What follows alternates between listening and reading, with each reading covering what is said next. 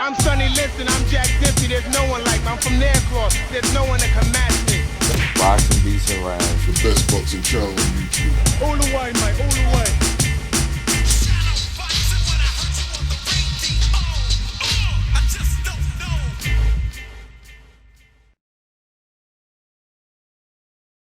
In a Fight Hype interview, Hasim Rahman, how can I put this, said he was suspicious of Tyson Fury's performance.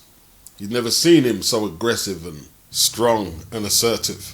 I'm paraphrasing what he said. He said it went across his mind that I thought he could be on something. He brought up the UCAD charges. He brought up the ban that he served for the Nandrolone. So there's a track record there. I'm not surprised that somebody's brought this up, as we haven't seen a Tyson Fury fight like that. Not since he couldn't actually fight. When he couldn't box is when he used to fight like that. Obviously now he can box, he's got the fundamentals down, but this fight wasn't about pretty boxing. This was about getting the job done and using your weight advantage. Now the scorecards in the first fight is what he said prompted him to go for it. I said in a video, no, I don't believe the scorecards are prompting him to do that. I think he wants to knock Deontay Wilder out. He wants payback. And after I made the video, he said, I want to put you in the canvas and see how you like it when you're being bullied and you're on the canvas. He wanted payback. And he was determined to stick to this strategy. He got rid of Ben Davison, got Sugar Hill. I do believe a lot of us have been caught up in this Kronk style because he was with Sugar Hill. And I made a video about that. Okay, there may have been elements in there, but he did a bit of everything, to be honest, to reduce what he did just down to the Kronk style. No. Most people, and in all truth, I can understand why most people thought, well, you're going to be mad to stand right in front of Deontay Wilder. That's crazy. That's suicide. Was he that threatened by the scorecards that he would risk everything against supposedly the hardest puncher in the history of boxing?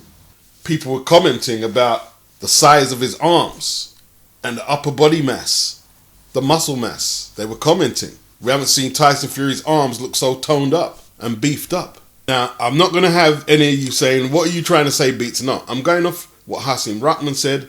I'm not going to have that. We're just having a conversation. In hindsight, can you see why there are suspicions? Are you suspicious? Do you think he was? Or do you think, no, this was just hard training, hard work, better boxer won, bigger boxer won on the night?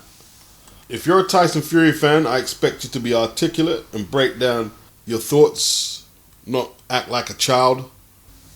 Let me add my 50 pence worth in. If nobody was suspicious in the first fight, when he hadn't fought a credible opponent for, 3 years? Since the Vladimir Klitschko fight? If nobody was suspicious then and that didn't come up then, why would there be suspicions now? Wouldn't the suspicions be more validated when just a year or so before the first fight, he weighed 400 odd pounds? How did he get that weight off so quick? How did he become a world-class athlete again in such a short time? Why weren't them suspicions being brought up then? I guess the knockout really shocked people, and it makes people look for things, question things. 2014, February, he weighed in 274, heavier than what he came in against Wilder, 274 against Joey Abel. He put all that weight on for the Abel fight because after the Steve Cunningham fight, he was out for about 11 months, and David Haye obviously fucked him around in 2 fights, pulling out. He took 10 pounds off by the time he fought Derek Chisora in November of 2014, 260 against Christian Hammer. Shortly after the Hammer fight, he tested positive for Nandrolone. November 2014, he came in at 247 to take 3 belts of Vladimir Klitschko in Germany. So there's a year between the Joey Abel fight and the Klitschko fight, and he lost 31 pounds. In between that, he got popped by UCAD for Nandrolone, him and Hughie Fury. That's some serious yo-yo dieting. Is he really that disciplined that he can just work off all that weight? And you see, what you have to realize, it's not just working off weight. Let's not take this like going to Jenny Craig and losing weight. That don't make you fit alone. How is he able to lose all that weight and be match fit? Losing weight doesn't get you fit to be in world level fights. That's just a fat camp at that point there. He's coming in functional enough to beat guys like Vladimir Klitschko and Deontay Wilder. So after the Vladimir Klitschko fight, he's been out the ring for, let's say, 2.5 years. My maths ain't that sharp, right? 2.5 years. He comes in at 276. Once again, heavier than what he came in for the Deontay Wilder rematch. 276. 2 months later, he's lost another 18 pounds against Francesco Pianetta. Now, he isn't no world-class fighter, so we can look past that and say, okay, you could come in at 400 pounds and beat that guy more than likely. And he comes in at 256 for the Deontay Wilder fight, only 2.5 pounds less than the Pianetta fight. So, once again, 276, 20-pound weight loss within 5 months takes on Deontay Wilder and is able to outpoint Wilder but not get the decision, let's say. Now, Mauricio Sulaiman isn't letting Tyson Fury go anywhere near a title shot. Now, Mauricio Sulaiman isn't letting Tyson Fury go anywhere near a title shot before December 2018 unless he joins the clean boxing program, which he does. So my advice to you is be very careful of accusing Tyson Fury of taking anything when for the Sefri fight there was UCAD testing. I don't know if UCAD extends to Northern Ireland where his second fight was. His 2 fights in 2019 against Tom Schwartz and Otto Wallin, once again we see big shifts in weight. 263 for Tom Schwartz and 9 pounds lighter for Otto Wallin, where his old man said he looked as weak as a kitten. He's got no business coming in at that weight. He's older now, his body's maturing. He puts on 19 pounds from the Otto Wallin fight to the Wilder fight. That's 3 or 4 months, something like that. 4 months maybe. 19 pounds. Must be at least 1.5 stone and maybe a little more of functional mass, and deconstructs, bullies, terminates Deontay Wilder. Wilder does connect with some shots. Tyson Fury didn't flinch.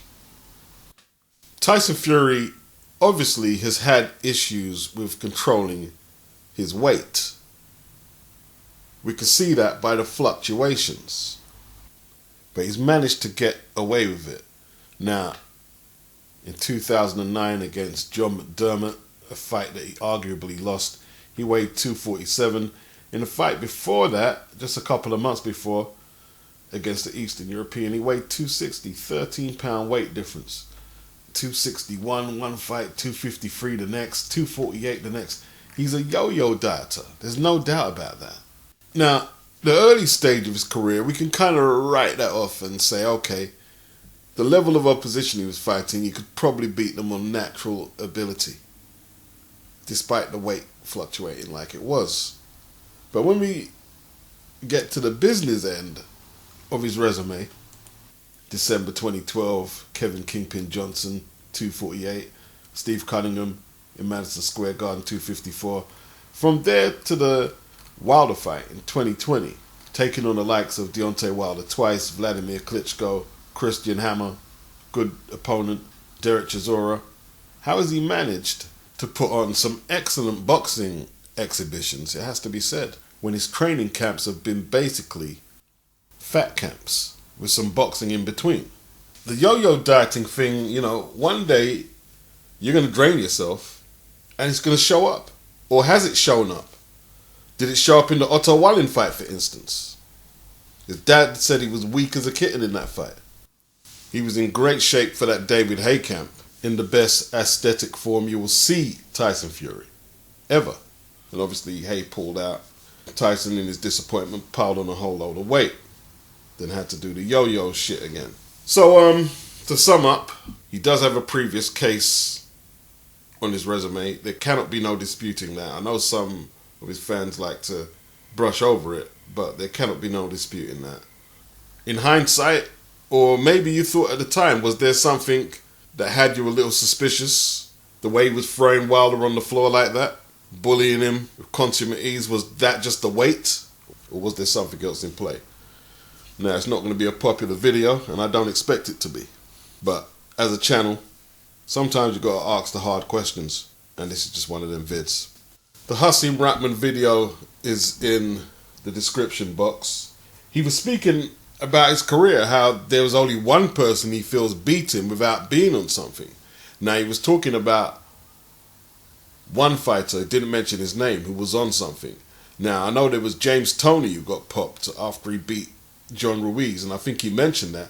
The only other person I could think of is Alexander Povetkin, who stopped a faded Hasim Rahman in 2012. Then later got himself in trouble with the Meldonium Gate thing with Deontay Wilder. From what I've heard, Hasim Rahman is a fair-minded, level-headed person when he talks boxing. I don't think he was trying to throw shade at Fury. I think he genuinely has suspicions. He's entitled to have them. He's entitled to his opinion. Some people think Anthony Joshua's juicing. Dillian accused him of it, and Gerald Miller. Dillian and Gerald Miller said he was getting therapeutic use exemptions to get an advantage on his opponents, so he could use prohibited substances, but neither of them could produce any paperwork to validate that. So some people think Wilder's got rods in his hands. People think he's been juicing to recover from some of his hand injuries and other injuries so quickly. Some people thought Vladimir Klitschko was juicing. Vitali was actually popped for taking a steroid when he was a kickboxer. Now, as long as you come in over 201 pounds, you can compete in the heavyweight division as a pro. There is no pressure on them to cut weight to meet the stipulated weight on the scale for a fight. But they still have, I'd say, even more problems with weight than fighters who have to cut weight heavyweights, because they're naturally big guys, and a lot of them don't have fast metabolisms like a lot of the lower weight fighters. And I think weight maintenance for a lot of them is very difficult. I mean, we've seen some big guys and out of condition guys, fat guys, end up in pro rings somehow, especially in the heavyweight division. Now, I'm not going to say heavyweights juice more than any other weight class, but you would imagine the diuretics are very popular amongst some of them. I mean, even back in the day when Ali fought Larry Holmes, when he was way past it, he retired after beating Leon Spinks in the rematch to become the first man to win the heavyweight title 3 times. And then he came out of retirement to challenge Larry Holmes, who was champion. And a lot of people were amazed by Ali's physique. Angelo Dundee was saying, man, he looks like the Ali of old. Slim waist, big shoulders, and a lot of people thought he was going to beat Holmes. They really did. And it was one of the most one-sided beatings we've ever seen for the heavyweight title. Holmes appeared to be holding back, not to put Ali in a coffin. Post-fight, it came out that Ali was using diet pills to get the aesthetically pleasing-looking physique. He fooled the public. It was actually a thyroid medication. And from his own admission, he started taking the pills, which made him quicker and stronger with his old great reflexes. He was 38 years of age at this time. And he had the clever idea to start doubling his daily dosage from 3 a day prescribed by his physician to 6 a day.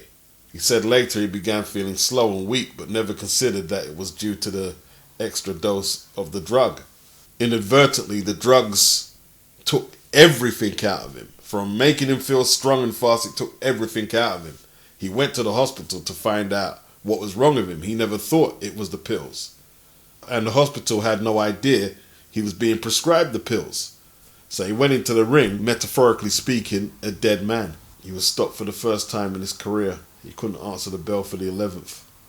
Ali was so obsessed with getting his body to look right. He didn't drink enough water because he was losing the weight, and he was so obsessed with doing that. He didn't want to drink the water, thinking that would balloon him up, without realizing that the thyroid medication interferes with the body's natural ability to cool itself. He really needed to be drinking water with the dosage he was taking. It was 100 degrees when Ali and Holmes entered the ring. And after 10 rounds, they said Ali hadn't sweated a single drop. There was absolutely no sweat coming out of Ali. Does that make Ali a drug cheat? In hindsight, they didn't have no testing back then. 0.